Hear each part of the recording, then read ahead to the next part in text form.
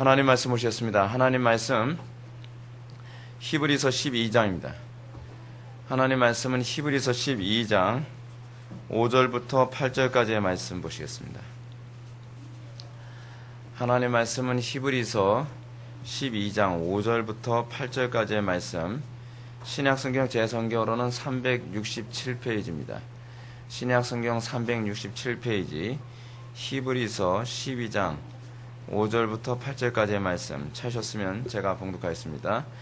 또 아들에게 권하는 것 같이 너희에게 권면하신 말씀도 있었도다. 일러스되 내 아들아 주의 징계하심을 경히 여기지 말며 그에게 꾸지람을 받을 때 낙심하지 말라. 주께서 그 사랑하시는 자를 징계하시고 그가 받아들이시는 아들마다 채찍질하심이라 하였으니 너희가 참음은 징계를 받기 위함이라. 하나님이 아들과 같이 너희를 대우하시나니 어찌 아버지가 징계하지 않는 아들이 있으리요. 징계는 다 받는 것이거늘 너에게 없으면 사생자요 친아들이 아니니라. 아멘.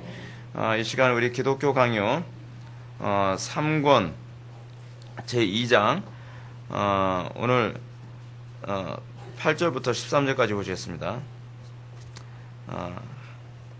믿음이란 용어의 개념 정리, 오늘 이게 세 번째 시간이 되겠습니다.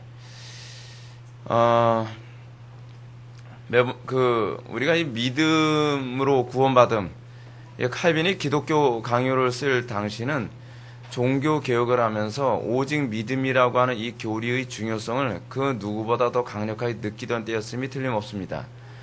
칼빈이 기독교 강요를 그러니까 칼빈이 종교 개혁을 할 당시에 그 당시에 로마 가톨릭에서 주장했던 것은 믿음과 행위로 구원받음을 주장했습니다. 물론 로마 가톨릭에서 얘기하는 믿음이라고 하는 것은 성경에 대한 믿음이 아닙니다. 또한 하나님에 대한 믿음이 아닙니다. 성례의 효력에 대한 믿음입니다. 그러니까 이 믿음으로라고 하는 이 용어 자체도 기독교에서 사용하는 것과 가톨릭에서 사용하는 용어의 의미가 완전히 다릅니다. 자, 이런 차원에서 우리가 이 믿음에 대한 용어를 다시 정리해야 될 필요성이 있는 것은 오늘날 우리도 이 시대를 살아가면서 종교개혁의 후예라고 하지만 우리가 믿음으로라고 하는 이 용어가 굉장히 애매해져 있는 것이 사실입니다. 오늘날 여러분들 믿음으로 구원받는다라고 하는 용어가 어떤 식으로 이해되고 있습니까? 오늘날 교회 안에서 믿음으로 구원받는다는 용어는 사형리를 믿는 믿음으로 이해되어지는 경우가 상당히 많습니다. 또는 영적 기도를 믿는 믿음으로 구원을 받는다라는 식으로 이해되어지는 경우가 상당히 많이 있습니다. 그건 믿음이 아니죠. 성경이 얘기하는 믿음의 정의가 아닙니다. 자, 칼빈 당시에도 이 믿음에 관한 문제에 관하여 그 당시 로마 가톨릭에서 어떤 식으로 믿음을 잘못되게 규정했는가 한번 보실까요?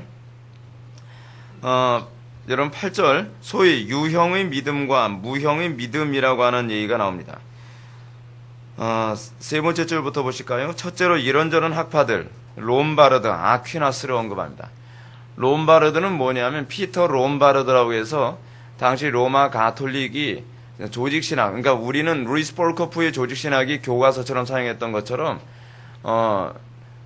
그 칼빈 당시에 천주교에서는 피터 롬바르드라고 하는 이 조직신학이 있었습니다. 피터 롬바르드의 조직신학을 지금 얘기하는 것이고 또 하나는 아퀴나스를 얘기하는데 신학대전 같은 토마스 아퀴나스의 신학적 개념을 얘기하고 있는 것입니다. 이런 학파들 롬바르드나 아퀴나스에서 설왕설래하는 바와 같이 소위 유형의 믿음이 뭐예요? form faith라고 해서 사랑을 행하는 믿음 이렇게 얘기하고 있어요. 그 무형의 믿음 해서 unformed faith 해서 사랑의 행위가 없는 믿음을 구분하는 것을 지금 얘기하고 있습니다. 여러분 로마 가톨릭에서는 그러니까 이게 참 재밌는 게 뭐냐면 로마 가톨릭에서 여러분 어떤 사람이 구원받은 사람입니까? 로마 가톨릭에서 구원의 기준부터 우리하고 달라요. 성경적 기준을 갖고 있지 않아요. 그러다 보니까 그들이 믿음의 개념도 다 바꿔버렸어요. 그러니까 출발이 달라지면 여러분들 정말 조심해야 되는 게 이것입니다. 신앙생활 하면서 처음 출발이 잘못되면 다 잘못돼요. 왜냐하면 하나의 개념을 잘못된 개념을 받아들이면 다른 모든 개념도 다 바꾸지 않으면 이게 어긋나 버리거든요. 그러니까 다 왜곡되어 버리는 겁니다. 그러다 보니까 로마 가톨릭에서 구원이 뭐가 구원이라고 생각을 해요? 그 사람들은 천주교에 와서 영세를 받는 게 구원이라고 생각을 해요. 근데 문제는 뭐냐면 영세를 받았어요. 그러니까 세례를 받았다는 얘기예요. 세례가 구원의 조건이에요. 구원을 받았다고 생각하는데 문제는 뭐냐면 어떤 사람은 믿음이 있어서 사랑이 나오는 것 같은데 어떤 사람은 믿음이 있다고 하는데 사랑이 안 나온단 말이에요. 이제 이걸 어떻게 해석해야 되냐? 구원 못 받았다라고 해석할 수가 없는 거예요. 왜냐하면 그들은 구원을 뭐로 규정하기 때문에 그래요? 세례받음. 세례받음이 구원의 조건이니까 세례받은 사람 다 구원받았다고 봐야 되는데 이게 요즘식으로 따지면 뭡니까? 영적 기도했다 그러면 다 구원받았다고 보는 거고 교회에 출석했다 하면 다 구원받았다고 보는데 문제는 뭐냐면 어떤 사람은 그 믿음이 사랑이 나오는 믿음이 있는가 하면 어떤 사람은 사랑이 안 나오는 믿음이 있더라는 거예요. 성경이 얘기하는 사랑은 어떤 사랑이죠? 하나님 사랑, 이웃 사랑 아닙니까? 그 사랑이 나오는 게 뭐로 나오죠? 율법 행함으로 나오죠. 주의 계명을 지키는 것은 구원의 조건이 아니죠. 주의 계명을 지켰다는 것은 구원받은 자에게 나타나는 일종의 증상이에요. 그가 하나님을 사랑함으로 말미암아 그가 마음을 다하고 뜻을 다하고 목숨을 다하고 힘을 다하고 지혜를 다해서 하나님의 영광 위에 살도록 되어 있고 그래서 그것이 우리로 하여금 하나님께 창조하신 피조물인 이웃에 대한 사랑으로 나오게 되어 있단 말이에요. 그것이 우리가 가지고 있는 신학적 개념이거든요. 근데 로마 가톨릭에서는 구원을 영세, 즉 세례를 받으면 이거 구원받았다라고 하는데 문제는 구원받은 자에게 양태가 둘로 나눠져서 나오고 있단 말이에요. 그러다 보니까 피터 롬바르드나 토마스 아퀴나스는 이거를 성경적으로 해석하지 않고 자의적으로 해석을 하는 거예요. 구원은 받았는데 저 사람은 유형적 믿음을 가지고 있는 것이고 이 사람은 구원을 받았는데 저 사람은 무형적 믿음을 가지고 있는 것일 뿐이다. 뭐죠? 이게 신앙입니까? 철학입니까? 철학이에요. 제가 요즘에 칼빈주의 세계관을 강의하면서 여러분한테 그런 말씀드리지 않습니까? 교회 안에 여러분 신앙이 아니라 철학이 들어오는 경우가 상당히 많이 있다 그랬죠. 내가 열심히 신앙생활하는데 난 나름대로 믿음이 있다고 생각하는데 그게 믿음이 아닌 거예요. 그게 뭐예요? 철학이란 말이에요. 철학. 우리 안에서 내가 정말 성경적인 믿음을 소유하고 있는 건지 신앙생활하고 있는 것인지 이게 철학인지는 여러분들 냉철하게 여러분 구분해야만 합니다. 이거 분별 못하면 여러분들 지옥 가는 그날까지 나름대로 믿음 있다고 생활하다가 그냥 지옥에 떨어져 버려요. 하나님께서 설교자를 통해서 하시는 중요한 사역이 무엇이냐면 여러분들의 믿음이 참 믿음에 서 있냐 거짓 믿음에 서 있냐를 끊임없이 점검하게 하시는 거예요. 기회는 지금뿐이에요. 하나님께서 기회 주셨을 때 내 믿음이 정말 성경을 기반으로 한 예수 그리스도를 기초로 한 그 믿음인가 그렇지 않으면 철학을 기반으로 한 그런 믿음인가가 중요한 것입니다. 이 피터 롬바르드나 토마스 아퀴나스가 이런 유형의 사랑을 두 가지 개념 유형적 믿음과 무형적 믿음이라고 하는 두 가지 개념으로 나눌 수밖에 없는 것은 그들의 신앙이 어디에 있었기 때문에 그래요? 소위 아리스토텔레스주의라고 하는 철학의 기반을 두고 있기 때문에 그래요. 예수 그리스도를 소위 반석으로 두지 않고 예수 그리스도를 기초로 두지 아니하고 아리스토텔레스를 그 반석으로 두고서 그 위에다가 신앙의 체계를 세워버린 거예요. 오늘날도 여러분 그런 신앙들 많습니다. 제가 자주 언급하고 있는 칼 마르트 같은 사람 어떻습니까? 예수 그리스도를 기초로 삼지 않고 그 기초를 뭐로 했어요? 실존주의라고 하는 것을 기초로 삼았어요. 또 현상학이라고 하는 철학을 기초로 해서 또 이 신앙의 체계를 삼은 사람이 있어요. 그 뭐더라? 제가 오래돼서 기억이 안 나는데 그 달라스 윌라드 같은 사람들 이런 사람들이 사실 현상학에 이제 기초를 둔 사람인데 이런 사람들 같은 철학의 기초를 두고서 그리고 나서 거기다가 신앙의 체계를 세워버렸어요. 신앙이 아니죠. 용어만 성경적 용어로 사용했지 차용한 것뿐이에요. 사실은 기독교가 아니에요. 이방 종교일 가능성이 많아요. 그건 철학이란 말이에요. 중요한 건 여러분들이 얼마나 열심히 신앙생활을 했느냐가 아니라 여러분들이 정말 성경적으로 신앙생활을 했느냐가 중요해요. 많은 사람들이 하나님께 열심히 있으나 지식을 좇는 열심을 추구하지 아니함으로 말미암아 그들이 어떻게 해요? 힘써 하나님의 의를 꺾고 자기 의를 세우려 하는 사람들이 얼마나 많은지 모릅니다. 여러분들이 끊임없이 내 신앙을 점검해야 돼요. 여러분들 만물보다 거짓된 것이 사람의 마음입니다. 우리가 끊임없이 속는 것은 남에게 속는 것이 아니라 자기 자신에게 속는 거예요. 내가 원하는 달콤한 얘기를 해주면 우리는 그 사람을 믿죠. 마치 그 사람이 나를 천국 보내줄 수 있는 사람인 것처럼 너무나 잘 믿어요. 그러면서 그 사람들은 꼭 이렇게 얘기하기 좋아합니다. 당신 때문에 내가 지옥에 갔다. 아니에요. 틀린 얘기예요. 당신이 그 말을 믿기를 원했기 때문에 그래요. 책임이 그 사람 자신에게 있는 겁니다. 끊임없이 그 사람이 점검하고 그 사람이 회개할 수 있는 기회를 하나님은 제공하셨어요. 여러 가지 방법으로 제공하십니다. 청교도들이 얘기했던 것처럼 하나님께서는 이 땅에 태어난 모든 사람들과 씨름을 하십니다. 진리 길로 인도하기 위해 고난을 통해서 설교자를 통해서 각각 여러 가지 루트를 통해서 하나님께서는 우리로 하여금 회개하고 진리 길로 들어설 수 있는 기회를 끊임없이 제공하나 그 마음을 강팍하게 하고 자기 욕심에 미혹되어져서 스스로 진리 길로 가지 않으려고 한 것은 자기 잘못이란 말이에요. 자기 잘못. 제가 아는 사람들 중에서도 그런 사람 굉장히 많이 있어요. 뭐 진리를 알기 원한다는 것 같은데 무엇이 옳고 무엇이 그런지를 잔뜩 얘기하지 않습니까? 그럼 굉장히 고민해요. 머리 아프다 그래요. 그러면서 이제 뭐가 옳은지 알겠어요 라고 하면서 알면 뭐예요? 그 길로 안 가요. 여전히 그 자기 자리 옛적 길을 그냥 그 타락한 그 인본주의적인 그 길을 여전히 고수하면서 다른 핑계를 계속 대면서 결국 진리의 길을 가기를 거부한단 말이죠. 그 누구 책임입니까? 자기 책임이에요. 자기 책임. 몰라서 내가 지옥 갔다라고 말할 수가 없다는 것입니다. 여기서도 지금 이런 얘기가 나오고 있습니다. 칼빈이 뭐라고 얘기하고 있나 한번 볼까요? 그들은 하나님을 두려워하는 일도 경건에 대한 감각도 전혀 없는 상태에 있으면서도 구원을 위하여 알아야 할 내용들은 모두를 다 믿는 그런 사람이 있다고 상상한다. 참 이게 오늘날 교회 안에서도 똑같이 나오는 얘기 아닙니까? 뭐 요즘 기독교인들 천주교까지 갈 필요 없고요. 오늘날 우리 기독교인들을 향해서 하는 소리 같아요. 하나님을 두려워하는 일도 없고 경건에 대한 감각도 전혀 없는데 구원받을 수 있다고 가르치지 않습니까? 저는 요즘에 한국교회 교인들 보면요. 하나님 두려워하는 일 전혀 안 보여요. 예배 시간에 불경건하게 예배 드리면서도 자기 구원받을 수 있다는 거예요.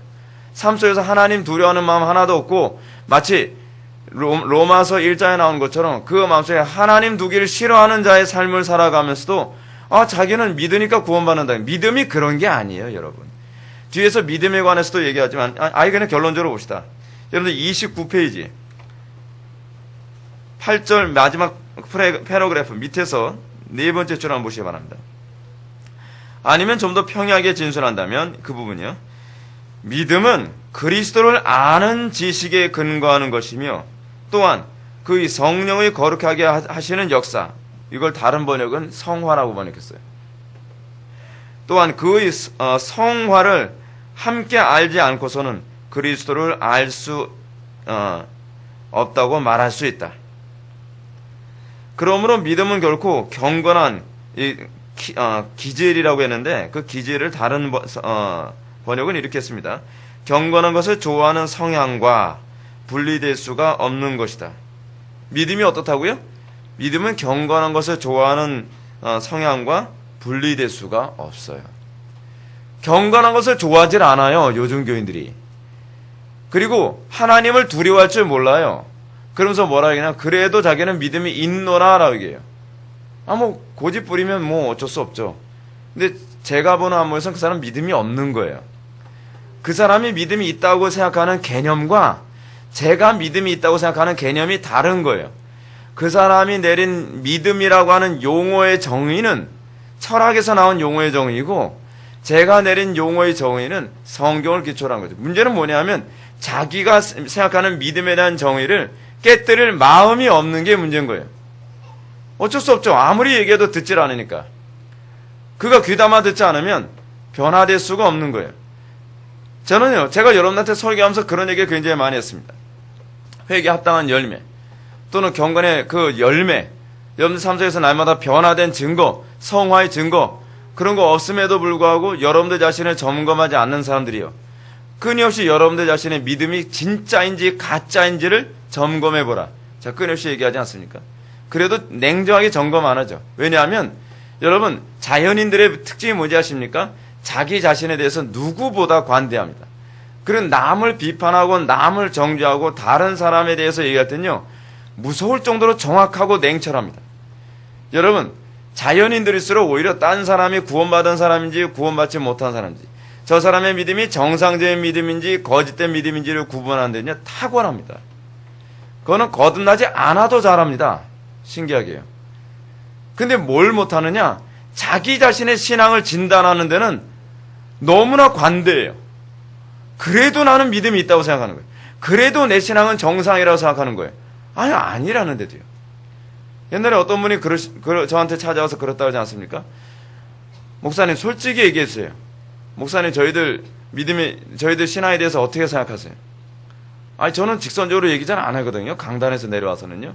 스스로 깨달을 때까지 계속 기도하면서 설교하고 그런 거죠. 하도 졸라대니까. 근데 그분들은 너무나 그 신앙의 이 모습이 너무나 선명한 거예요. 신앙이 없다는 게. 정말 얘기해주기 원하십니까? 정말로요. 진짜로요? 진짜로요. 아, 진짜로 제가 얘기하면 그 마음에 안 좋을 텐데요. 아, 진짜로 얘기해. 뭐 이 정도 얘기했으면 얘기 다 했죠, 뭐. 그죠? 근데 그건 진짜로 얘기해달래요. 제 입으로 확답을 듣고 싶대요. 그래서 제가 그런 얘기했죠. 저는요, 단 한 번도 성도님들이 믿음이 있다고 저는 확신한 적이 없습니다. 그런데 안 받아들여요. 그럴 줄 알았어요. 그래서 그럴 줄 알았으면 해결해야죠. 근데 자기 자신이 믿음이 있다고 너무 확신하니까요. 내리 찍어서 얘기해도 소용이 없어요. 그럼 뭐 예수님께서 내리 찍어서 얘기해도 소용이 없었잖아요. 가룟 유다에게 내리 찍어서 얘기해. 누가 주님을 팝니까? 너. 완전히 예수님 대놓고 그랬잖아요. 그런데도 자기는 아니라고 생각하는 거예요. 그게 자연인들의 특징이에요. 자연인들은 자기 자신을 판단하고 점검하고 비판하는 데 있어서는 너무나 관대하거든요. 너무나 관대해요. 근데 거듭나고 나면 그 다음서부터는 어떠냐면 자기 자신에 대해서 누구보다 냉철해지기 시작해요. 그래서 이 자기 점검이라고 하는 이 교리는요, 사실은 거듭난 사람에게만 사용될 수 있는 용어예요. 왜냐하면 거듭나지 않은 사람은 자기 자신에 대해서 너무나 관대하기 때문에 절대로 자기 자신이 문제가 있을 거라고 생각하진 않아요. 소위 이걸 철학적으로 뭐라고 하냐면 낙관론이라죠. 낙관론. 낙관론에 빠져서 절대로 미래를 대비하진 않아요. 절대로 심판을 대비하진 않아요. 여러분, 낙관론자들의 문제가 뭐죠? 괜찮을 거야, 괜찮을 거야. 아니라고 얘기해도 괜찮을 거야, 괜찮을 거야. 아니, 준비를 하려니까 괜찮아, 괜찮아. 절대로 대비하질 않아요. 절대로요. 그게 자연인들의 특징이에요. 그리스도인들은 낙관론을 배격합니다. 그리스도인들은 낙관론이 성도의 신앙생활의 가장 치명적인 독소라는 걸 알고 있습니다. 특히 여러분들의 신앙에 관한 문제에 있어서는 절대로 낙관론에 귀 기울이지 마십시오. 냉정할수록 좋습니다. 더욱더 냉정해십시오. 사도 바울은 어느 정도 어느 정도 냉철했습니까? 다른 사람에게 전파한 후에 나는 버림을 받을까 두려워하느라. 섰다는 자는 넘어질까 두려워하라. 자, 지난주에 난입회 때 여러분한테 말씀드린 거 아닙니까? 아무리 냉정하고 자기 자신에 대해서 아무리 냉정해도 그것은 지나침이 없습니다. 여러분, 제가 언젠가도 이순신에 관해서도 언급한 적 있죠. 이순신 장군이 전쟁을 하는 데 있어서 어떤 태도를 견자했다 그랬죠? 마치 돌다리도 두들겨보고 건넌다는 식인데, 이순신 장군은요, 돌다리가 부서질 정도로 두들겨보고 건너는 사람인 거예요. 근데 여러분, 제가 이순신 장군을 바라보면서 굉장히 사랑스러웠던 것이 무엇이냐면, 이순신 장군이 돌다리를 또 두드려보고 또 두드려보는 이유가 있어요. 그것이 뭐냐면, 승리에 대한, 제가 전쟁에서 이겨야 되겠다라고 하는 목표의식이 아니라, 내가 조금이라도 경솔하면 어떻게 돼요? 나라가 망하고, 내가 조금이라도 경솔하면 내가 호위하고 있는 나를 따르고 있는 병사들이 고향으로 건강한 모습으로 돌아가지 못할 거라는 사랑 때문이었어요. 그게 이순신 장군에서 우리가 본받을 수 있는 아주 중요한 부분입니다. 이순신 장군은 그랬다 하지 않습니까? 나를 따르는 병사들이 평안하게 건강한 모습, 그러니까 불구가 되지 않고 집으로 돌려보내는 것이 자기의 사명이라고 생각했다는 거 아니에요? 그래서 이순신 장군의 그 명랑의전, 영화에서는 엄청 잔인하게 막 수도 많이 죽었을 것 같이 영화를 그렇게 만들지 않았습니까? 왜냐하면 굉장히 리얼리티하게 이렇게 영화를 만들려고 그렇게 하는 거예요. 실제로는 명랑의전에서, 이 조선 수군이 죽은 숫자가 한 두세 명 정도밖에 안 됐다 그러잖아요. 그게 우연이 아니에요, 우연이. 이순신 장군이 얼마나 고민하고 또 고민하면서 신중해.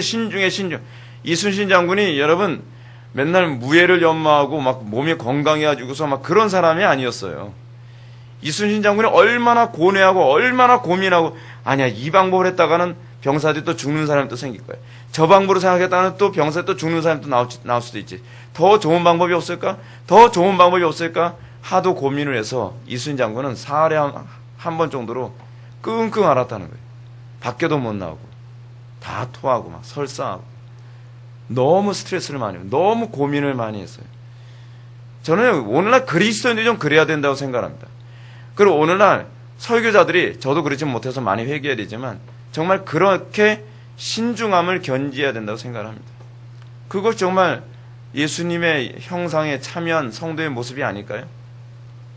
하여간 좀 더 한번 읽어보겠습니다. 밑에서 세 번째 줄. 마치 성령께서 우리의 마음을 조명하셔서 믿음으로 향하게 하시면서도 우리가 양자되었다는 사실에 대해서는 우리에게 증거해 주지 않으시기라도 하는 것처럼 말이다. 그런데도 그들은 하나님을 두려워하는 것이 전혀 없는 그런 자세를 아주 높여 믿음이라는 말을 거기에 붙이는 것이다. 성경 전체가 그것을 반대하여 외치고 있는 말이다. 이 오늘날 기독교인도 그렇지 않습니까? 하나님을 두려움이 없어요. 나 참 요즘 제가 교회를 보면, 그 한국 교회를 보면 답답한 게 불경건하게 이럴 때 없고, 뭐 주일 성수 빼먹는 걸 밥 먹듯이 하고, 뭐 기도 생활은 거의 안 하다시피 하고, 그리고 온갖 나쁜 짓 다 하고, 안 믿는 사람들하고 구분됨 하나도 없고, 하나님 경외함이나 경건에 대한 어떤 열망도 없는데, 목사님한테 찾아가서 또는 담당 부교육자한테 찾아가서 제가요 구원학시 흔들리는데 어떻게 하면 좋습니까? 믿으세요. 뭘 믿으라는 거예요? 여러분 도대체 믿으세요라는 이 말은 뭘 믿으라는 얘기인가요? 거기다 질문을 던져야 돼요. 뭘 믿으라는 얘기죠? 내가 구원을 받았다는 걸 믿어야 된다는 건가요?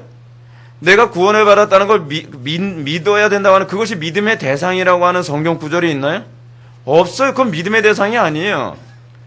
근데 자꾸 믿으래요. 뭘 믿으라는 거죠? 하나님을 믿으라는 건가요? 근데 하나님은 성경으로 우리들에게 그걸 믿으라고 얘기하고 있지 않거든요. 성경 우리들에게 뭐라고 얘기합니까? 점검해보라고 얘기하고 있어요. 그러면요, 경건 생활을 뒤돌아보라고 얘기하는 거예요. 하나님의 관계를 뒤돌아보라는 거예요. 여러분 칼빈의 기독교 강요 뒤에 보게 되면은 16절 이하 16절부터 28절까지 뭐가 나오냐면요, 제가 항이라고 하지 않고 절로 제가 말을 바꿨습니다. 보니까 여기서도 절이라고 했기 때문에 믿음의 확실성과 불확실성을 칼빈이 여기서 다루고 있어요. 근데 이 불확실성이 뭔지 아십니까? 하나님께서 우리의 신앙을 점검하도록 주신 것이 불확실성이에요. 근데 점검해야 될 그런 상황, 마치 점검하라고 빨간 사이렌이 막 울리면 어떻게 해야 돼요? 여러분 예를 들어서 빨간 사이렌이 울립니다. 그러면 우리는 뭐 해야 되죠? 예배당 안에 빨간 사이렌이 울리면 점검을 해야죠. 도대체 어디서 불이 났길래 이렇게 소리가 요란하고 빨간불이 도는 거야? 그래야 되는 거 아닙니까? 근데 그 점검을 해야지 불이 확산되지 않는 거잖아요. 근데 뭐라 얘기하냐면 빨간불이 막 돌고 사이렌 소리가 요란하게 나면 뭐라 하냐면 믿으세요. 아니 믿음이 없음을 입증해 줬다니까요. 누가요? 성령께서요. 여러분 불확실성도 이게 은혜라는 거 아십니까? 성령께서 하시는 일이에요. 근데 한쪽에서 불이 나고 있는데 자꾸 낙관론을 얘기하는 거예요. 불이 안 났다고 믿으세요. 불이 안 났다고 믿으면 불이 꺼지나요? 언제까지 그렇게 놔두면 어떻게 됩니까? 마지막까지 놔두면 어떻게 됩니까? 죽는 거예요. 지식에서 죽는 거예요. 목회자가 하는 일은요, 성도들에게 믿음도 없는 사람들에게 무조건 확신을 주는 게 목회자가 하는 일이 아니에요. 목회자가 하는 일은 점검하게 만드는 거예요. 주님 앞에 서는 그 순간이 되기 전에 자기 자신을 점검하고, 그래서 하나님 앞에 내 믿음이 정말 부끄러움 없이 설 수 있도록 그거 제공해 주는 걸 설교자가 해야 될 일이에요. 근데 하나님의 심판대 앞에 서는 그날까지 어떻게 점검할 수 있는 기회를 원천적으로 봉쇄해요. 끔찍한 일이죠. 칼빈도 그런 얘기 하잖아요. 성경 전체 것을 반대하고 외치고 있다. 한국교회요, 정말 심각하게 반성해야 돼요. 거기서 그 다음 패러그래프 위에서 세 번째 좀 맨 우측 부분 보시겠습니다. 그들은 믿음을 하나의 지적인 동의로 만들어버려서, 이거 지금 뭐 천주교도 보고하는 소리가 아니라 지금 우리 기독교 보고하는 소리 같아요. 지금 현재 기독교. 그들은 믿음을 하나의 지적 동의로 만들어버려서 결과적으로 하나님을 멸시하는 자들도, 이거 지금 왜 이렇게 똑같습니까? 그렇죠?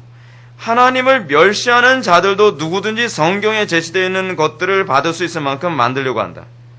그러나 무엇보다 먼저 과연 누구나 스스로 노력만 하면 믿음을 얻을 수 있는 것인지, 아니면 과연 사람이 양자가 된 사실을 성령께서 믿음을 통해 증거해 주시는 것인지 확인해야 옳았다.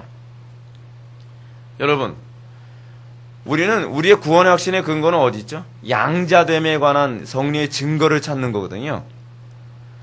양자됨에 대한 성경의 증거가 뭐죠? 양자됨에 대한 성리의 증거? 첫 번째 뭐냐? 아버지를 닮고 있느냐고 하는 문제예요. sanctification. 성화가 나타나느냐고 하는 문제예요. 양자됨에 관해서. 두 번째 뭐죠? 오늘 우리 본문에서 나오는 것도 뒤에서 다시 설명해 주겠지만, 하나님께서 우리를 자녀처럼 대우하여 간섭하시고 징계하시고 훈육하시면서 우리 어떻게 해요? 하나님의 백성다운 삶을 살도록 간섭하시는 일이 나타났냐고 하는 문제. 세 번째 뭐죠? 성령께서 친히 우리 속에서 아버지라 부르짖게 하시는 그런 확신이 있게 하시느냐고 하는 문제. 성령의 내적 확신이거든요. 이게 있느냐고 하는 문제. 근데 이게 아무것도 없어요. 아무것도 없는데 구원을 받았다라고 자꾸 확신하라는 거예요. 뭘 근거로요? 형제님, 영접기도 했잖아요. 아, 영접기도 했다고 구원 받나요? 형제님, 사형리 했잖아요. 형제님, 주의성수 잘하잖아요. 보니까 11조도 잘하더만요. 아, 거기다 교회 봉사도 잘하더만요. 아예 행위 구원을 얘기하라 그래요. 행위 구원을요. 그럼 믿음 구원이 아니라 행위 구원이에요, 여러분. 행위를 근거로 해서 구원을 받음에 대한 확신을 갖도록 만들고 있잖아요. 가톨릭이죠, 이건요, 완전히. 그러니까 오늘날 기독교인들이 천주교로 개종을 해도 아예 뭐 천주교하고 기독교 다를 게 없더라, 그 얘기가 나오는 거예요. 왜냐하면 기존의 기독교가 가톨릭화됐기 때문에 그래요. 지금 여러분 칼빈이 하는 말이 천주교를 두고 하는 소리처럼 들립니까? 오늘날 이 시대의 기독교를 두고 사는 소리처럼 들립니까? 이 시대 기독교한테 딱 들어맞는 소리잖아요. 이거를만 보더라도 오늘날 이 시대 기독교가 믿음에 대한 정의, 용어에 대한 이해가 얼마나 천주교화 됐는지 잘 알 수가 있죠. 그 다음 패러그래프 한번 보시기 바랍니다. 그렇게 떠들어대는 것을 보면 그들은 성령의 독특한 선물에 대해서는 한 번도 생각해 본 것이 없는 것이 분명한 것 같다. 믿는 일이 시작되었다는 사실 속에는 이미 사람이 화목의 역사로 말미암아 하나님께 나아간다는 사실이 포함된다는 것이다. 이 부분을 좀 밑줄 치시기 바랍니다. 믿는 일이 시작되었다는 사실 속에는 이미 뭐예요? 사람이 화목의 역사로 말미암아 하나님께 나아갔다는 사실을 포함하는 거예요. 우리가 믿었다고 하는 건 하나님과의 관계가 이제 시작됐다는 걸 얘기하는 거예요. 관계가 회복됐다는 건 뭐로 나타나는 거죠? 성화로 나타나는 거예요. 여러분, 단편은 예를 들어 봅시다. 저하고 어떤 형제하고 관계가 회복되기 시작했어요. 그리고 옛적인 삶이 가능한가요? 아니죠. 관계가 회복됐으면 말 한마디도 달라지죠. 행동 하나하나 달라지고 표정도 달라지고 눈빛도 달라지는 거죠. 화해한 관계니까요. 근데 우리는 이러죠. 아, 우리 미안해. 서로 사과하면서 화해했어요. 화해했는데 여전히 표정이 차갑고 눈빛이 예전 같고 행동이 여전히 불친절하면 우리는 어떻게 생각하죠? 내 용서를, 내 사과를 받아들였다고 생각하는 거예요? 안 받아들였다고 생각하는 거예요? 안 받아들였다고 생각하는 거죠. 관계가 회복이 안 된 거예요. 우리가 예수를 믿었다고 하는 건 하나님과 관계가 회복됐다는 거거든요. 관계가 회복됐다는 것은 하나님에 대한 인식이 달라졌다는 거예요. 하나님에 대한 태도가 달라졌다는 거예요. 그래서 말 한마디 한마디도 행동 하나하나도 하나님을 기쁘시게 해드리는 것, 하나님에 대한 인격적 감각이 생기기 시작했다는 얘기예요. 근데 여전히 하나님을 믿는다고 해서 하나님에 대한 인격적 감각이 안 느껴져요. 하나님에 대한 인격적 감각이 무엇으로 나타나죠? 가장 첫 번째로 나타나는 게 뭐라 그랬죠? 경외함이라죠. 경외함. 사랑의 감각이 아니에요. 경외함부터 느껴져요. 경외함. 우리가 구원받기 이전에는 어떠냐면 사랑에 대한 감각 자체가 없을 뿐만 아니라 하나님에 대한 두려움 자체가 없어요. 왜냐하면 영혼이 죽었기 때문에 그래요. 영혼이 살아나서 하나님에 대한 감각이 생기면 그 다음서부터 나타나는 감각은 사랑에 대한 감각이 아니에요. 두려움에 대한 감각이에요. 어디 나오는 얘기죠? 잠언에 나오는 얘기죠. 여호와를 경외함이 지혜와 지식의 근본이라고 얘기하고 있지 않습니까? 근본, 시작이에요. 그래서 이스라엘 백성들이 시내산 언약을 맺을 때 하나님에 대한 첫인상은 뭐였어요? 시내산에 하나님이 딱 임재하시는데 너무 사랑스러워, 빨리 만나서 안기고 싶어. 그럽니까? 아니죠. 두려워하는 거예요. 근데 하나님을 겪을수록 그 안에서 뭘 느껴요? 그 두려움 안에 사랑이 있다는 걸 알게 되는 거예요. 우리가 하나님에 대한 사랑을 그렇게 느껴요, 여러분. 그래서 하나님을 경험하면서 그 사랑의 깊이가 점점점 깊어지는 거예요. 신앙생활은요, 그 두려움 안에서 하나님의 깊이가 얼마나 깊어지냐를 느끼기 시작하는, 이게 성화로 나타나요. 여러분, 9절로 넘어갈까요? 고린도전서 3장 2절에 근거한 논지에 대한 반박, 이렇게 했는데, 이 부분을 가로 열고 여러분 이렇게 한번 써보십시오. 형성된 믿음과 미형성된 믿음의 차이, 뭐 그렇게 한번 써보시기 바랍니다.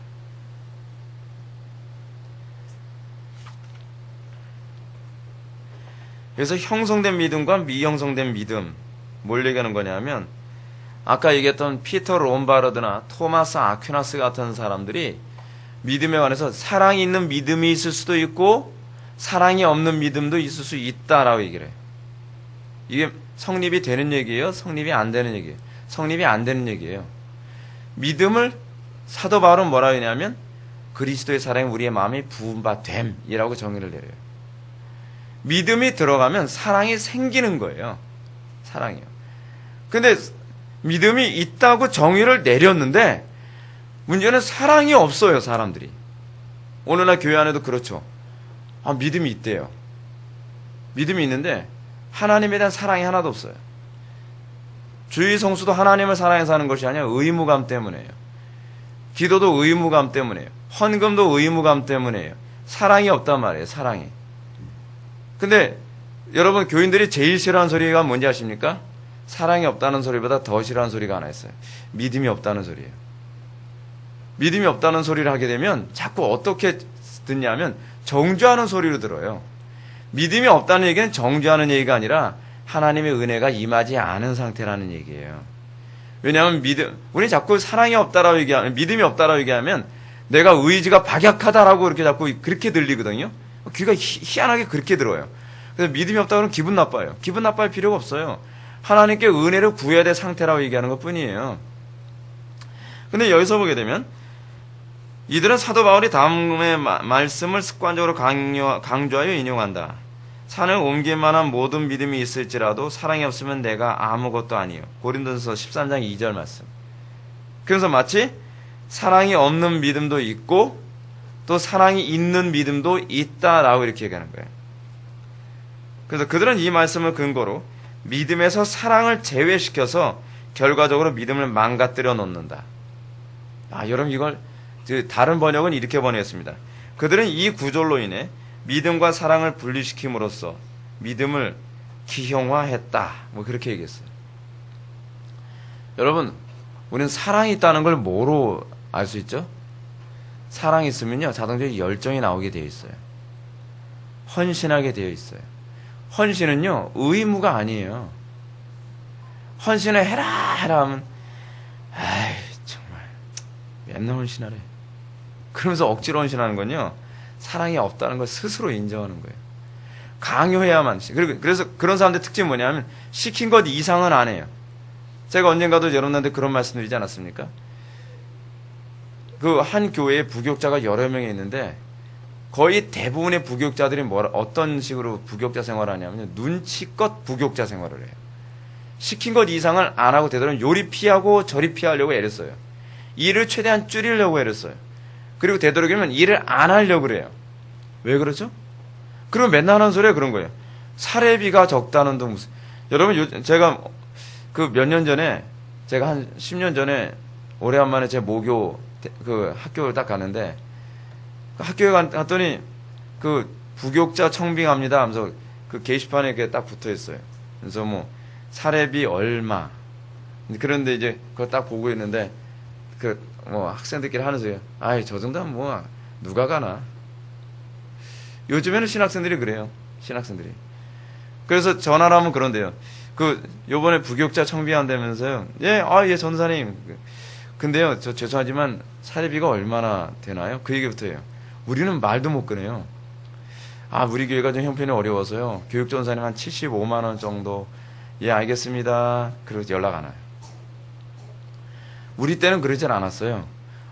저는 최고로 많이 받은 게 사례비가 53만 원 받았거든요. 53만 원, 그럼 뭘 합니까, 사실은요. 이거 비합리적인 액수예요, 사실이에요. 근데 큰 교인데도 그렇게 받았어요. 근데 그럼에도 불구하고 부교육자 생활을 하면서 한 번도 사례비가 많다, 적다 가지고 얘기해 본 적이 없어요. 왜냐하면 내가 그 교회에 온 이유가 뭐냐면 사례비 때문에 온 게 아니라 내가 여기가 나의 사역지인가 아닌가를 고민해서 온 거거든요. 그래서 어느 교회에서 부교육자 청빙한다 그러면 사례비를 따라서 하나님께 기도하는 게 그거예요. 하나님, 여기가 제가 사역할 곳입니까? 아닙니까?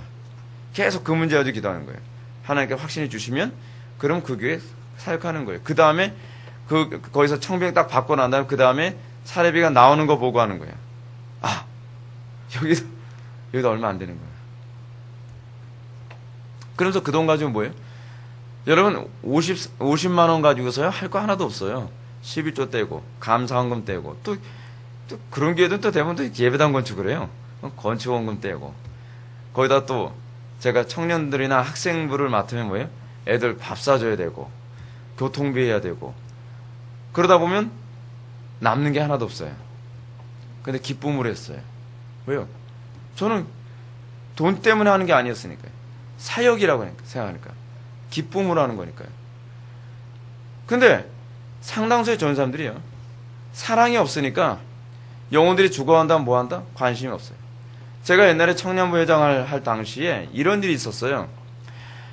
제가 청년부 회장하기 바로 전이었어요. 전해에.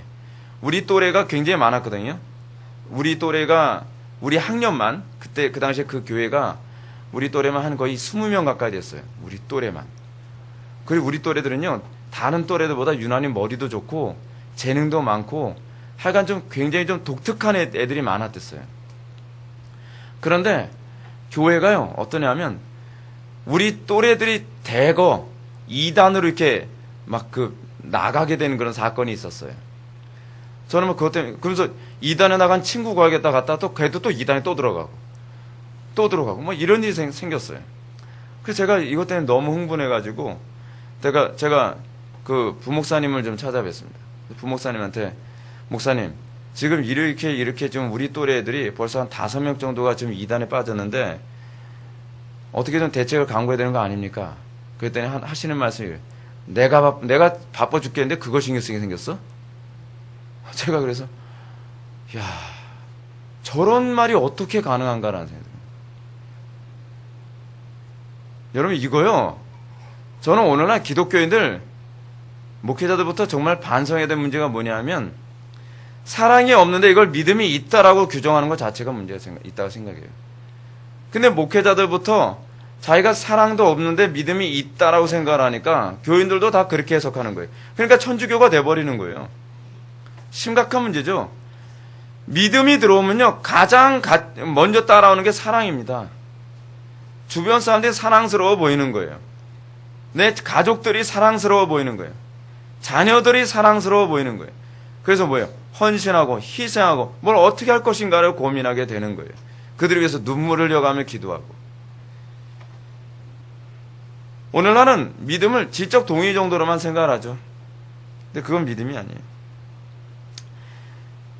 그래서 그들은요, 이런 구절 때문에 이 구절을 자기 멋대로 자기 입맛에 맞게 해석해서 믿음과 사랑을 떼버리고 말았습니다. 근데 칼빈이 근데 여기서 뭐라고 얘기하냐면, 여기서 이 본문에 얘기하는, 다시 한번 볼까요? 산을 옮길 만한 모든 믿음이 있을지라도 사랑이 없으면 내가 아무것도 아니에요. 사랑이 없는 믿음이 있다는 얘기이기도 해요. 사랑이 없는 믿음이 있다고 얘기하는데 여기서 얘기하는 칼빈은 뭐라 하냐면 30페이지 위에서 네 번째 줄 보시기 바랍니다. 첫 번째 패러그래프예요. 그는 능력과 믿음이라는 용어들을 똑같은 것, 즉 이적을 행하는 능력을 지칭하는 뜻으로 사용하고 있다. 믿음이라는 단어의 용례가 다양해요. 뒤에서 이제 믿음이라는 단어의 용례에 관해서 칼빈이 또 얘기하는데, 칼빈은 여기서 이 믿음이라는 용어는 소위 구원받는 믿음으로 표현한 것이 아니라 뭐라고 그런 거예요? 이적을 행하는 능력을 믿음이라고 표현한 거라는 거예요. 그러므로 이런 능력 혹은 믿음은 하나님의 특별하신 은사로서 불경건한 사람이라 할지라도 끌어다가 악하게 사용할 수 있다는 것이다.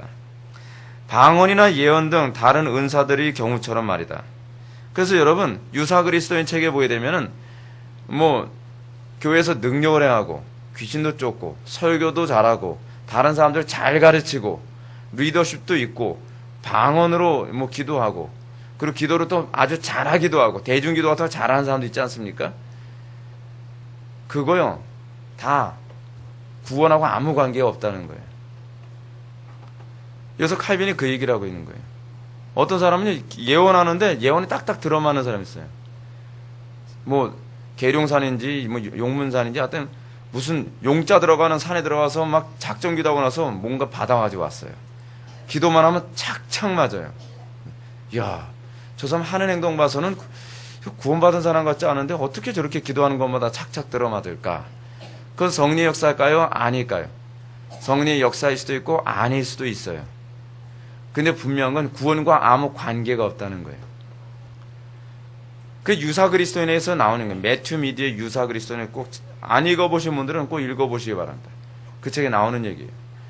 그래서 여러분 어떤 사람이 우리 교회에서 안에서도 그런 사람들 많이 있지 않습니까? 탁월한 설교자였는데 그가 어느 날 배도를 해버렸어요. 가능해요. 설교를 잘하는 것과 구원하고는 아무 관계가 없어요. 구원과 관계 있는 것이 무엇이냐? 성화예요, 성화. 그래서 조지 필드가 뭐라고 얘기했다고요?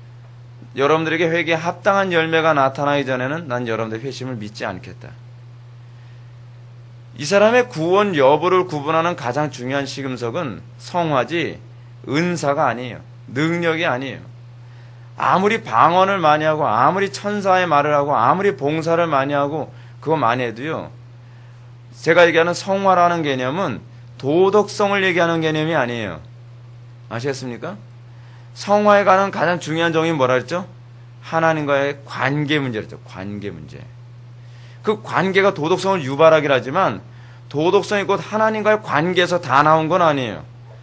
어떤 사람은 유교적인 도덕성을 가지고서 아주 도덕적으로 살아가는 사람이 있을 수 있어요. 어떤 사람은 동정심이 많아가지고 타고난 동정심이 많은 사람이 있어요. 그래서 길거리에 노숙자다 뭐다 그런 사람 옷이고 바지고 다 벗어주고 오는 사람들이 있을 수 있어요. 근데 그게 거듭나서 그러는 게 아니에요. 하나님과의 관계에서 나오는 문제가 아니란 말이에요. 성화라고 하는 것은 하나님과의 관계예요.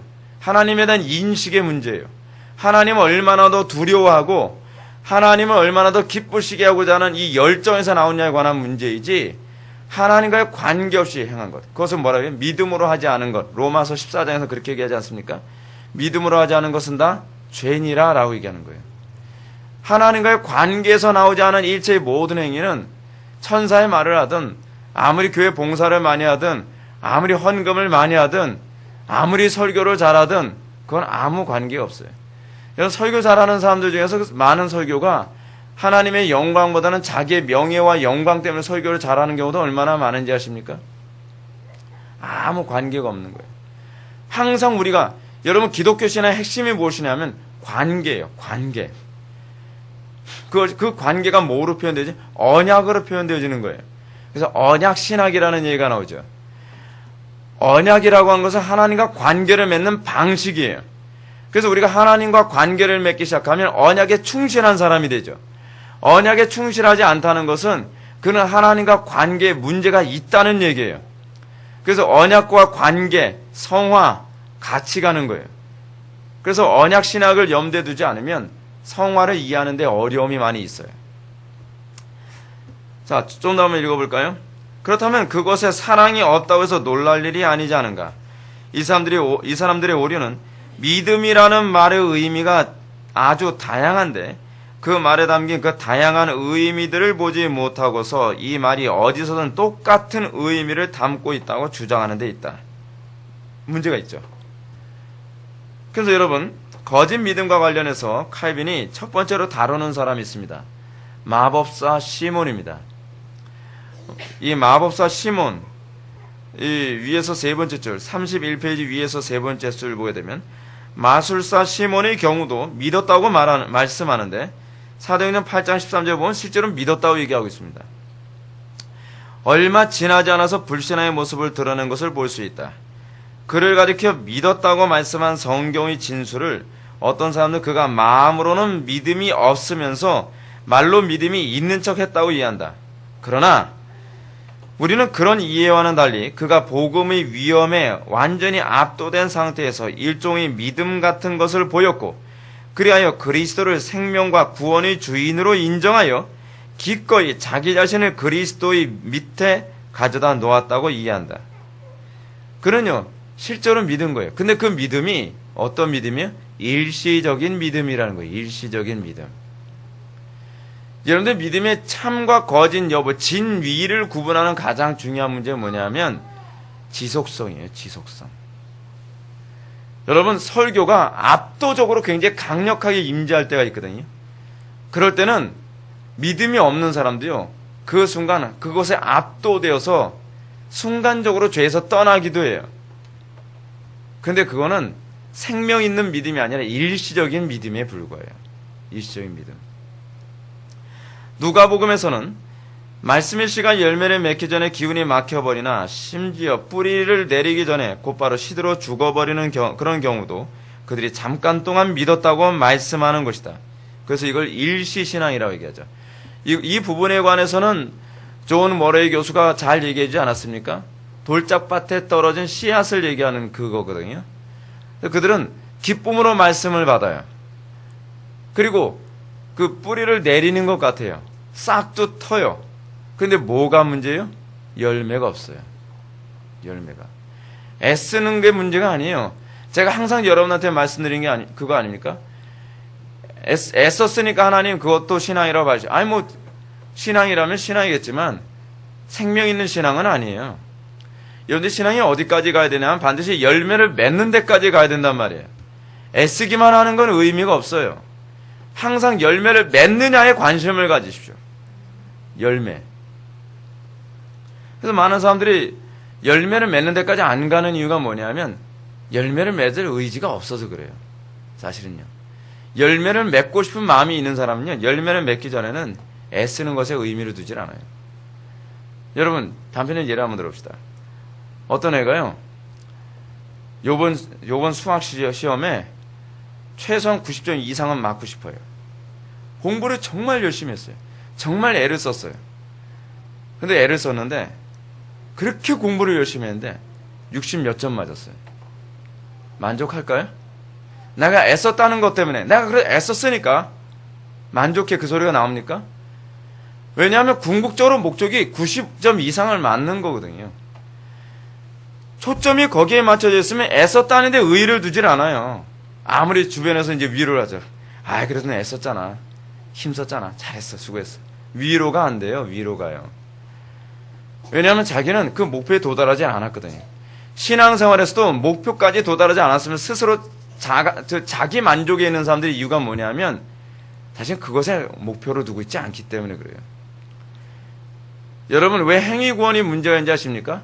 행위구원자들의 문제는 뭐냐면 하나님을 만족시키는 데 관심을 갖지 않고 항상 자기를 만족시키는 데 관심을 갖기 때문에 그들에게 문제가 있다는 거예요. 행위구원자들은 내가 어떤 의의를 했다는 것으로만 그거를 만족해하는 거예요. 아, 그래도 내가 이렇게 살았잖아. 근데 정말 하나님을 사랑해서 어떤 열매를 맺기를 원하는 사람은 내가 하나님을 기쁘시게 드리지 못했다는 것 때문에 항상 탄식하죠. 그래서 그들의 신앙의 특징이 무엇이냐면 항상 자기 위안이 아니라 항상 어떤 태도를 견뎌요? 하나님, 내가 더 거룩하지 못한 걸 용서해 주시오. 이렇게 나가는 거예요. 예수 믿는 사람들은요, 더 거룩하지 못한 것 때문에 안타까워하고, 그래서 항상 온전, 그들의, 예수 믿는 사람들의 그 특징이 뭐냐면요, 100점에 항상 초점을 맞춰요. 온전함. 내가 더 하나님을 기쁘시게 해드리지 못했다는 것. 내가 더 하나님을 영화롭게 하지 못했다는 것. 우리가 정말 의를 위해서 핍박도 받고, 여러분들 요즘 전도도 많이 하지만, 막 그러면서 어때요? 우리가 정말 하나님 앞에 있다고 한다면, 하나님 앞에서 코람데오의 삶을 살아야 한다면 어떻게 해요?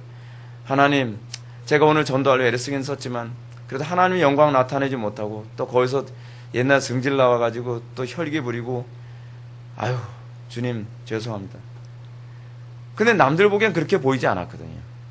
자기 자신은 하나님을 기쁘시게 하든지 초점을 맞추니까 어떻게 해요? 더 온전히, 더 그래서 하나님 앞에 기도하고, 더 만족스러워하지 않고. 그 조나단 에드워즈가 뭐라 얘기합니까? 여러분, 조나단 에드워즈처럼 100점처럼 산 사람이 어디 있습니까? 오죽하면 무슨 책이 나왔어요? 조나단 에드워즈처럼 살 수 없을까? 뭐 그런 책이 나왔을 정도잖아요. 근데 정작 조나단 에드워즈는 자기 인생에 대해서 만족하지 않았어요. 조나단 에드워즈는 오히려 뭐라고 얘기해요? 내가 만약에 하나님의 은혜가 없었다고 한다면 내가 저 지옥의 밑바닥에 떨어져도 시원치 않은 인간이다. 왜 그렇죠? 자기가 무엇을 했다는 것, 자기 행위 자체에 의의를 두고 그것으로 자기 자화자찬하는 사람은 그런 마음 안 갖죠. 그게 칼빈주의와 아르미니안주의 차이예요. 아르미니안주의자들은 그래도 내가 이 정도, 자기 의가 너무 잘 보이는 거예요. 그래도 내가 이렇게 합니다. 그래도 내가 그래도 이렇게 살고, 내가 교회에 이렇게 한계만이 있고, 그래도 내가 전도해서 얼마나 많은 사람들을 구원했고, 그런 얘기를 하기 좋아하죠. 근데 우리가 정말 하나님을 사랑했을 경우 어떻게 해요? 내가 못한 것만 보이는 거죠. 내가 하나님 앞에 더 헌신하지 못한 것, 내가 하나님을 더 기쁘시게 해드리지 못한 것, 그게 여러분 정말 하나님을 사랑한다는 자에게 나타난 특징 아닙니까? 피터 롬바르드나 아퀴나스주의의 영향을 받은 사람들은 그게 안 보여요. 그게요. 칼빈이 지금 그걸 지적하고 있는 겁니다. 밑에서 여러분 6번째 줄 한번 보실까요? 31페이지. 그런 그림자 같은 형식의 믿음을 자랑하는 자들은 이런 점에서 자기들이 마귀보다 결코 나을 것이 없다는 것을 깨달아야 할 것이다. 칼빈이 좀 말이 약간 과격해요. 그래서 이 사람 뭐 살인마다 이런 오해를 많이 받는데 오해하지 마십시오. 사실 이들은 마귀들보다 훨씬 못하다. 더 심하네. 마귀들도 믿고 떠는 사실들에 대해서 아무런 감정도 없이 그냥 어리석은 자세로 듣고 깨닫는다고 하기 때문이다. 그렇죠? 마귀는 듣고 떨기라도 하는데 아무런 감정 없이 그냥 어리석은 자세로 듣고 깨닫는다고 하기 때문이다. 정말 너무 적잖은 표현 아닙니까? 제가 설교하면서 제가 느끼는 게 뭐냐면요, 진짜 마귀보다 못한 믿음을 가진 사람들이 얼마나 많은지 몰라요. 듣고 떨지도 않아요. 네. 듣고 떨지도 않으면서 믿음이 있대요. 진짜 칼빈이 너무 얘기 잘한 거잖아요. 마귀보다 못한 믿음. 네. 자주 써먹어야겠어요. 또 이들은 마귀와 마찬가지로 이런저런 느낌을 갖지만 결국은 두려움과 공포에 빠지고 말 것이다. 이제 여러분 11절로 넘어가면요, 유기된 자들에게도 과연 믿음이 있는가라고 하는 얘기가 나옵니다. 여러분, 유기된 자들, 구원받지 못한 자들이라는 표현이죠. 구원받지 못한 자들에게도 과연 믿음이 있을까요? 여러분 32페이지 위에서 6번째 줄 보시기 바랍니다. 유기된 자들도 때로는 택함 받은 자들과 거의 동일한 감정과 느낌의 영향을 받아서 심지어 그들 자신의 판단으로는 자기들이 택함 받은 자들과 어떤 면에서도 다를 바가 없다고 믿게 되기도 한다. 이 부분은 제가 좀 설명을 좀 해드려야 될 것 같아요. 여러분, 신앙이 가지고 있는 좀 독특성이 있습니다. 신앙이 가지고 있는 독특성이 뭐냐면 객관의 주관화거든요.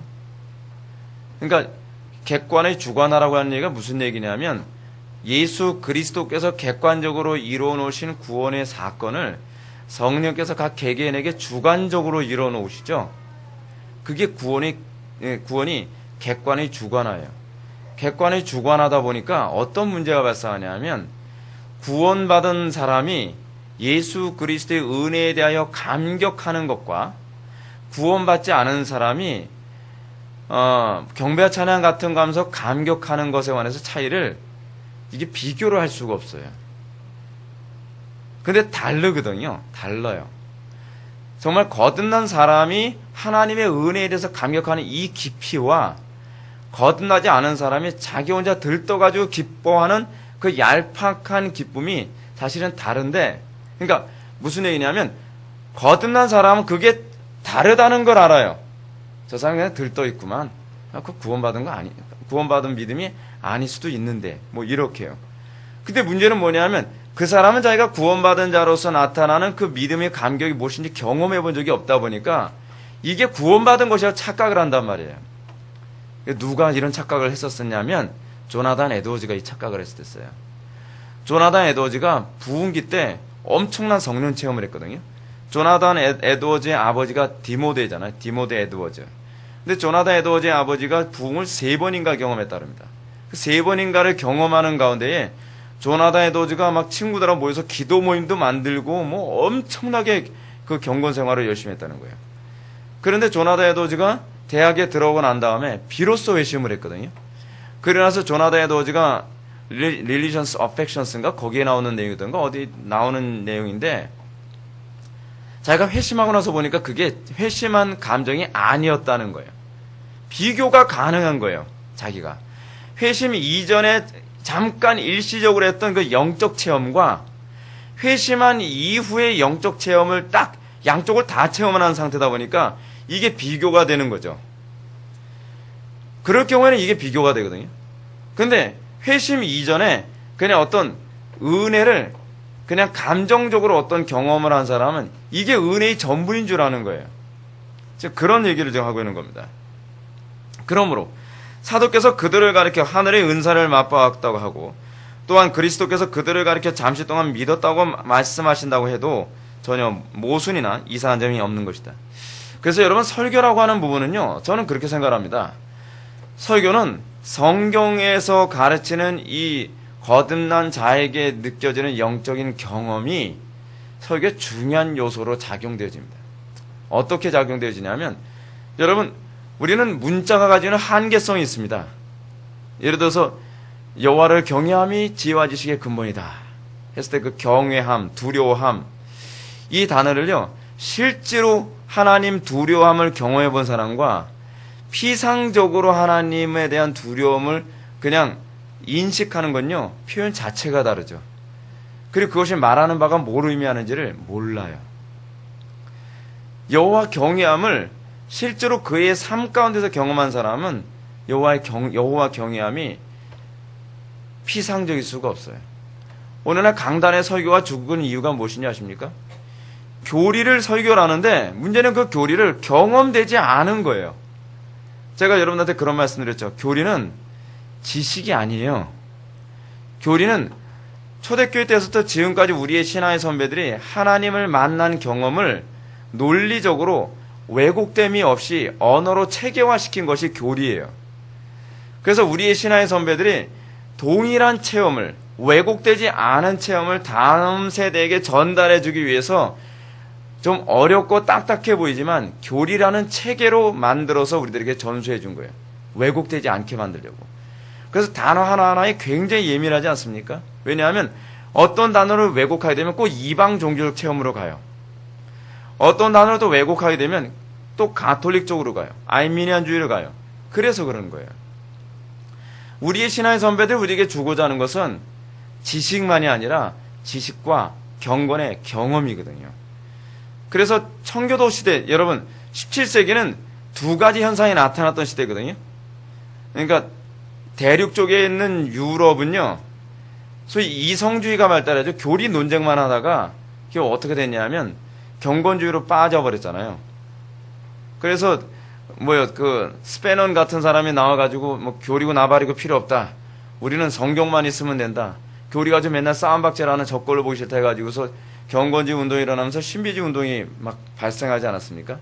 근데 영국은 그 일이 안 생겼어요. 왜 안 생겼는지 아세요? 그들은 교리와 경험의 조화를 기가 막히게 이뤘기 때문에 그래요. 그래서 그들은 신비주의를 안 갔어요. 그들은 신비주의와 경건을 구분할 수 있는 능력이 배양됐거든요. 그들은 모든 경험은 항상 성경적이어야 된다라고 하는 것이 아니라 모든 경험은 교리에서 입증이 돼야 된다는 거예요. 그게 성경적인 거거든요. 그리고 바른 교리는 바른 경험을 하게 만든다라고 믿었던 거예요. 그래서 청교도들은 바른 교리, 저 사람이 바른 체험이냐 아니냐는 무엇으로 검증을 했어요? 교리로 검증을 했어요. 그리고 저 사람의 교리가 바르냐는 무엇으로 검증했냐면 경험으로 검증을 했어요. 저 사람이 바른 교리를 가르친다고 얘기하는데 사람들이 더 기도도 안 해요. 불경건해져 가요. 죄를 범해요. 그 타락해요. 그러면 그 교리가 뭔가 문제가 있다고 보는 거죠. 그래서 그들은 교리와 경험은 서로가 서로를 점검해주는 중요한 시금석으로 작용한다고 믿었던 사람들이에요. 그래서 청교도들은 경험과 교리 중에 어느 하나도 무시하지 않았던 사람입니다. 그런데 문제는 오늘날 이 시대 대부분의 기독교가 경험이냐 교리냐로 가버리고 말았어요. 근데 여러분, 경험과 교리는요 동전의 앞뒤면과 같아요. 한쪽을 버리면 반드시 반대쪽이 왜곡되게 되어 있어요. 경험이 없는 교리는요 왜곡되게 해석되거나 그렇지 않으면 차갑게 해석되어져요. 그래서 여러분, 경험이 없는, 소위 하나님과의 만남이라고 하는 경험이 없는 사람들이 강단에서 여러분 하나님 경외하셔야 됩니다 이렇게 얘기하지, 하나님을 경외해야 된다 호통치듯이 설교하냔 말이에요. 여호와 경외함은요 그냥 지식의 문제가 아니에요. 피상적인 문제가 아니란 말이에요. 실질적인 관계의 문제예요. 하나님은 그 인격 안에서 우리가 하나님의 이름을 모독하는 걸 참을 수 없어 하시는 분이에요. 근데 여호와 경외함에 관한 교리를 얘기하면서 농담해가면서 그 얘기가 나오겠습니까? 불가능하죠. 불가능한 거예요. 이 얘기는 뭐 이 정도만 합시다.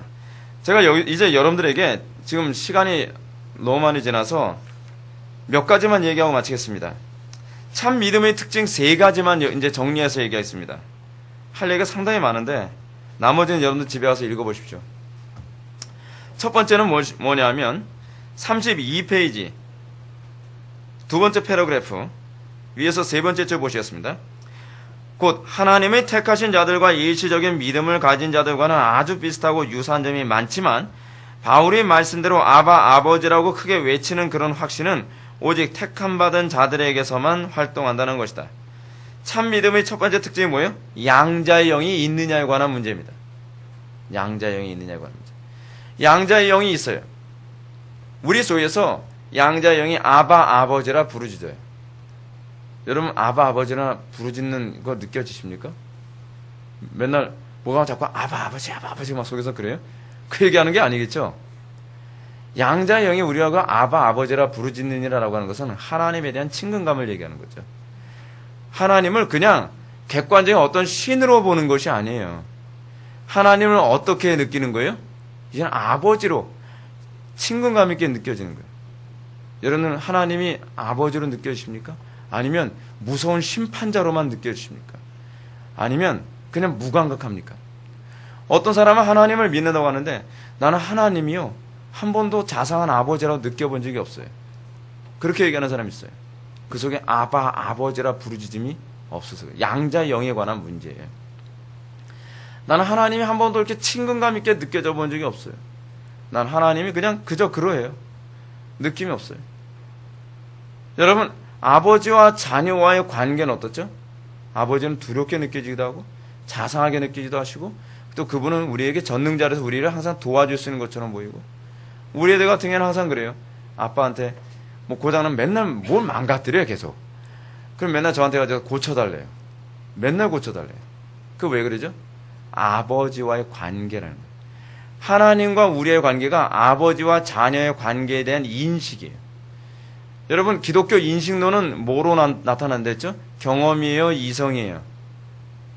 경험도 이성도 아니라 했죠? 성령의 조명이라 했죠?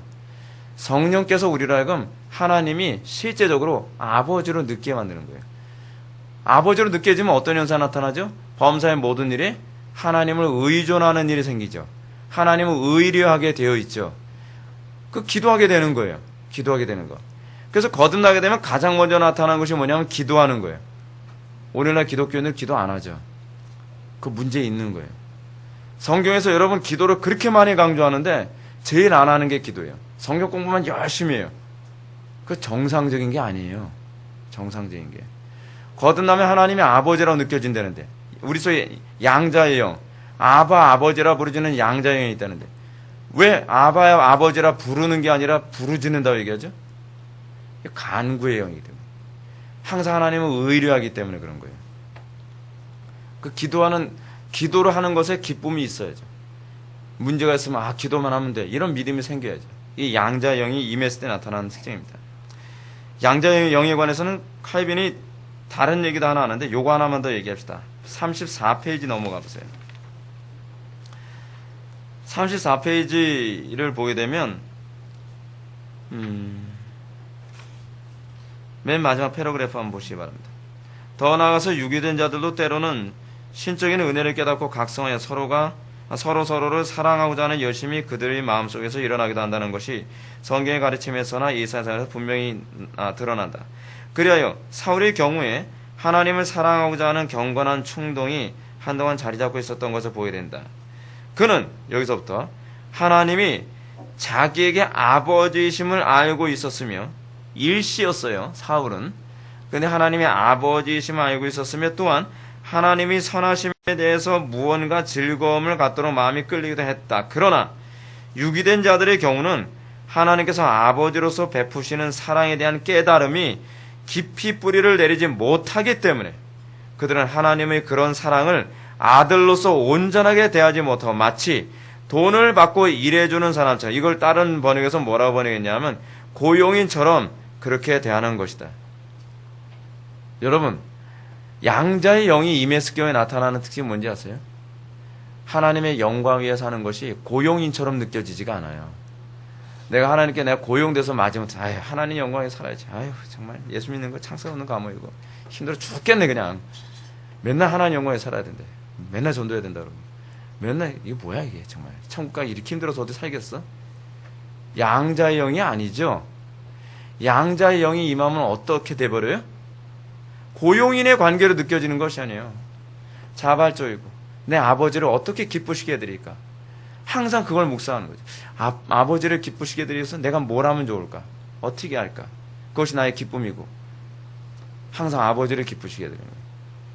사울의 문제는 그거였다는 거죠. 저는 그래서 개인적으로 전도사 생활하는 사람들 중에서 그 고용인처럼 일하는 사람도 있어요. 그 문제 많은 사람이에요. 그렇지 않습니까? 아니 사역진데 거기가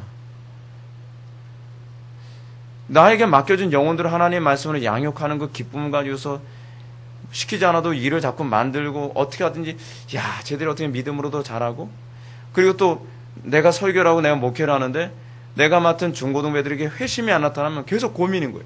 왜 회심이 안 나타나지? 그래서 점검을 하기 시작을 해요. 저 같은 경우에 그랬댔어요.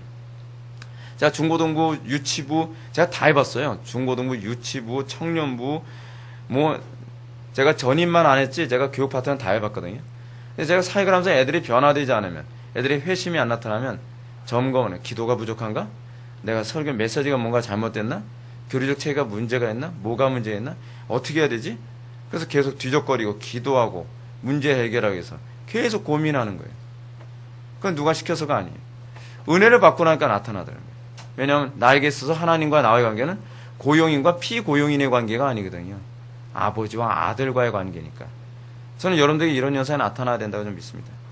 교회 봉사, 이게 정말 교회를 잘못 만나가지고 맨날 봉사하고 죽을 맛이야.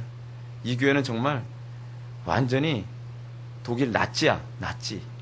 얼마나 사람을 달달 볶는지. 그렇게 생각하면 문제가 있는 거죠. 굉장히 독하죠. 그죠? 이렇게 얘기하면 이제 빠져나가고 구멍이 없게 만들어버렸잖아요. 그게 양자영을 받은 사람이 나타나는 특징이에요. 33페이지 넘어갑시다. 12절 바로 전에 그 전에 있는 패러그래프 보실까요? 그러나 하나님께서는 택함 받은 자들에게만 주시는 독특한 증거와 유기된 자들에게 주시는 그런 일종의 각성을 서로 확연히 구분하시기 때문에 유기된 자들은 그 각성에서 충만한 효과나 열매를 거두지 못하는 것이다. 유기된 자들의 특징이 뭐예요? 각성은 하는 것 같은데 충만한 효과나 열매가 나타나질 않아요. 하나님은 그들을 사망에서 진저로 끌어내시고 그의 보살핌을 받도록 하는 정도로 그들에게 긍휼을 보이시지 않으신다. 만일 일정 기한 동안만 자신이 긍휼하심을 그들에게 드러내 보이실 뿐이다. 그래서 여러분 여기서 비로소 참된 믿음의 두 번째 특징이 나타나요. 참된 믿음의 두 번째 특징이 무엇인가? 하나님께서는 오직 그의 택하신 자들만 믿음의 살아있는 뿌리를 받아 끝까지 견디도록 하는 은혜를 받을 가치가 있는 것으로 인정하시는 것이다. 뭐죠? The perseverance of saints예요. 성도의 견인. 여러분 항상요 참된 성도됨, 참된 신자됨을 구분하는 중요한 시금석이 꼭 나오는 중요한 시금석이 있는데 하나는 성화고요. 또 하나는 뭐냐면 성도의 견인이에요. 끝까지 인내함. 여러분은 끝까지 인내함이 있습니까? 하나님의 말씀을 사는데 저도 인내한 만큼 인내했는데 어쩔 수 없어 타협했어요. 그거는 아직 그 속에 하나님의 생명이 들어갔지 않은 거예요. 하나님의 생명이 들어간 사람은 하나님의 말씀에 대한 확신이 있고요. 그 확신 때문에 타협이 안 돼요. 끝까지 인내하게 돼 있어요. 괴로워도 끝까지 인내하게 돼 있어요. 그래서 어떻게? 열매를 맺게 되는 거죠. 열매를 맺을 때까지 인내해요. 여러분 왜 열매 맺기가 힘든지 아십니까? 인내하기 힘들어서 그래요. 모든 열매는 인내를 통해서 주어져요. 그게 성도에게 열매가 나타나는 방식이에요. 그 열매가 마치 해산의 수고 같아요. 해산의 수고. 이렇게 해서 우리는 하나님께서 그의 은혜를 진정으로 보신다면 그것이 형통하도록 견뎌야 한다는 반론에 대해서 답변한 셈입니다. 그래서 여러분 성도의 견인을 다른 말로 존 모레이 교수가 뭐라고 표현했어요? 견딤의 교리다. 견딤의 교리다. 끌어주는 교리가 아니라 견디는 교리예요. 견디는 교리. 버티는 교리가 아니라 견디는 교리. 버티는 거와 또 다른 얘기죠. 그리고 여러분 참된 제가 지금 할 얘기가 굉장히 많은데 그냥 건너뛰읍시다. 참된 믿음의 세 번째 특징은요. 35페이지로 넘어가셔야 돼요. 35페이지 중간 패러그래프 보실까요? 그러나 하나님께서는 그의 자녀들을 끊임없이 사랑하시면서도 다른 한편으로는 아주 놀라울 정도로 그들에 대해 진노하시는 경우를 보게 되는데 이는 하나님께서 스스로 그들을 미워하실 마음을 갖고 계시기 때문이 아니라 그의 진노의 감정을 드러내사 그들에게 두려워하는 마음을 갖게 하시고 그들의 육신적인 교만을 낮추고 그들의 게으름을 떨쳐버리며 그들을 일깨워 회개케 하시기 위함인 것이다. 뭘 얘기하는 것이죠? 참된 성도가 가져야 될 세 번째 특징은요. 하나님께서 어떻게 자녀처럼 훈육하는 거예요. 훈육. 이거를 우리 개혁성경은 뭐라고 번역했죠? 징계라고 번역했는데 헬라어로 파이데이아는요 징계가 아니에요. 징계는 우리나라 언어에서 징계는 주로 막 벌 주고 때리고 뭐 이런 식으로 이게 이해될 수 있는 단어인데 이 파이데이아라는 단어의 가장 적절한 한글은요 훈육이에요. 훈육. 훈계도 하고 막 용기도 북돋아주고 그리고 뭐 파이팅도 해주고 말이에요. 그래서 잘못하면 막 아주 그냥 매섭게 매도 때리기도 하고 그런 거예요. 트레이닝 해주기도 하고요. 그래서 영어성에서 disciplin이라고 번역을 했어요. 뭐예요? 훈련은 제자처럼 훈련하는 양육하는 것이죠. 그럼 어떻게 그들을 훈련하냐? 어떻게 이 훈육하느냐? 이것에 관해서 이 세 가지로 칼빈이 언급했는데 첫 번째, 그들에게 두려워하는 마음을 갖게 하시고 이 두려움이 항상 경외심이 항상 첫 번째예요. 하나님의 자녀들을 훈육하시는 이 개념 잘 들으십시오. 이것이 여러분들의 자녀를 훈육하는 방식에도 아주 똑같이 적용되는 거예요.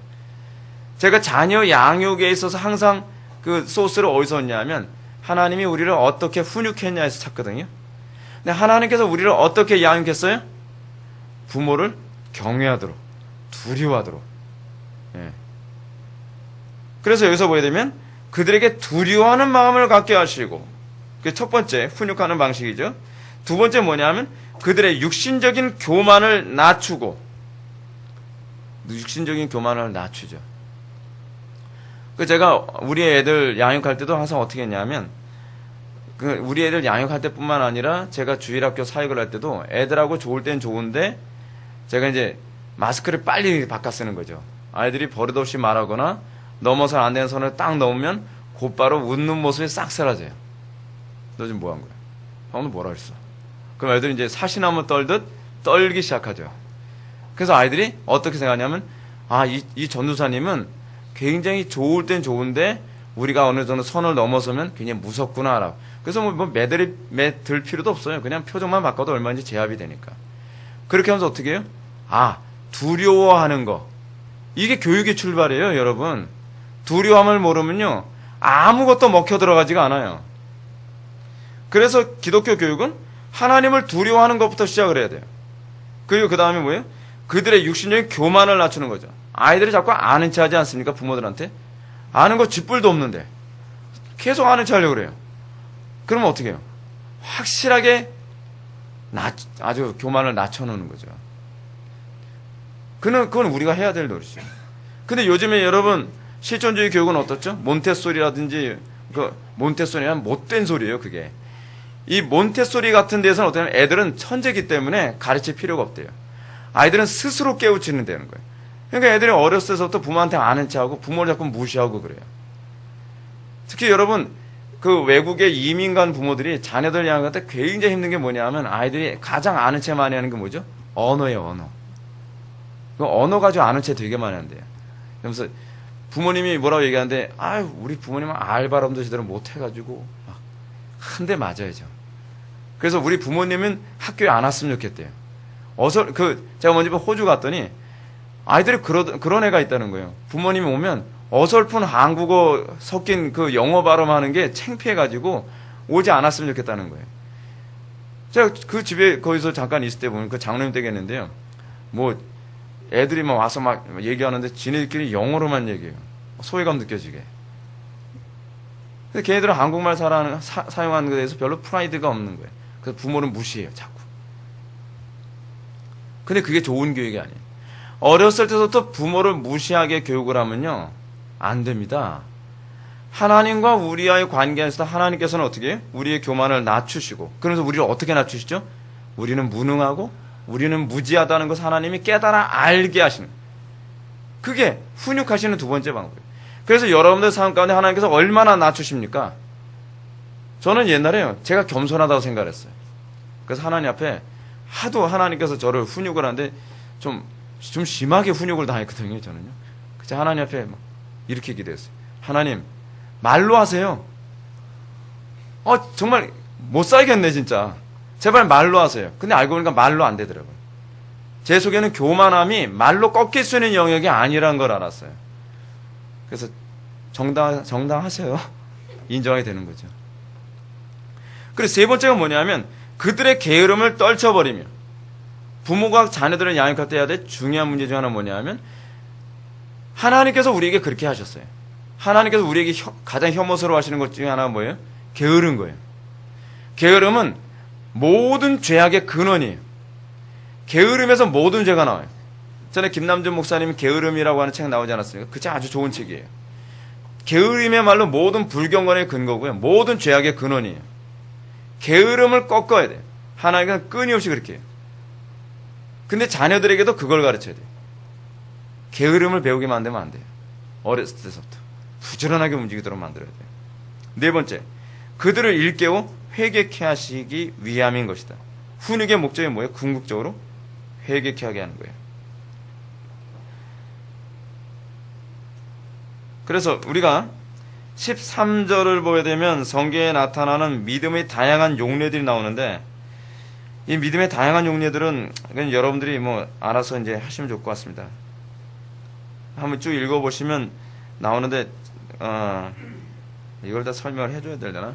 시간이 너무 많이 지나서 뭐 이 정도만 합시다. 이제 정리합시다. 여러분, 우리는 오늘 믿음의 용어에 대한 세 번째 시간을 우리가 살펴봤습니다. 믿음이라고 하는 것을 절대로 우리의 관점으로 생각하지 마십시오. 우리가 흔히 생각하는 믿음이라는 개념은 지적 수용입니다. 그리고 행위가 없어도 그걸 믿음이라고 생각해야 합니다. 특히 피터 롬바르드나 토마스 아퀴나스 같은 사람들은 믿음을 어떻게 정의를 내려는 오류에 빠졌죠? 사랑과 믿음을 떼어놓는 그런 오류에 빠졌습니다. 성경적인 믿음은 우리라고는 반드시 사랑을 동반하게 되어 있다는 것을 기억하십시오. 그러나 만약에 성경에서 사랑과 믿음을 떼어놓는 개념이 있다면 그것은 구원받은 믿음이 아니라 구원받는 믿음과 관계없이 능력을 표현하는 또 다른 방식이라는 것을 우리들에게 얘기합니다. 참된 믿음과 거짓된 믿음을 구분하는 세 가지 시금석이 있다고 칼빈이 우리에게 얘기해 주는데, 첫 번째 시금석이 뭐라 그랬습니까? 양자의 영이 있느냐 없느냐에 관한 문제를 점검하라. 두 번째 우리들에게 요구되는 것이 무엇입니까? 성도의 견인입니다. 끝까지 하나님의 말씀대로 순종하기 위해 끝까지 인내함이 있느냐. 그 세 번째는 무엇이죠? 세 번째는 하나님께서 우리를 자녀처럼 대우하여 훈육하는 일이 있느냐에 관한 문제입니다. 여러분들 삶 속에서 내 믿음이 성경적인 믿음에 서 있는지, 그렇지 않다고 한다면 날마다 사도 바울의 표현처럼 자신을 쳐서 복종시켜 그 거룩한 길에 온전히 들어설 수 있는 저와 여러분들에게를 주님의 이름으로 축원합니다. 기도하시겠습니다. 사랑이 많으신 하나님 아버지, 우리가 오늘 이 시간 참된 믿음에 대한 용어의 개념을 다시 한번 정리했습니다. 아버지 하나님, 우리가 정말 바른 믿음에 굳건히 설 수 있게 해주시고, 우리가 철학적인 믿음 또는 인본주의적인 믿음에 서 있지 않으며 천주교에서 규정하는 것과 같은 그런 잘못된 믿음에 서지 아니하고 성경이 가르치는 참된 믿음 위에 우뚝 서서 우리가 이 땅을 살아가면서 하나님의 자녀다움의 그 영광을 드러내는 그 놀라운 은혜가 항상 충만할 수 있도록 은혜 베풀어 주옵소서. 예수님의 거룩하신 이름으로 기도 올렸나이다. 아멘.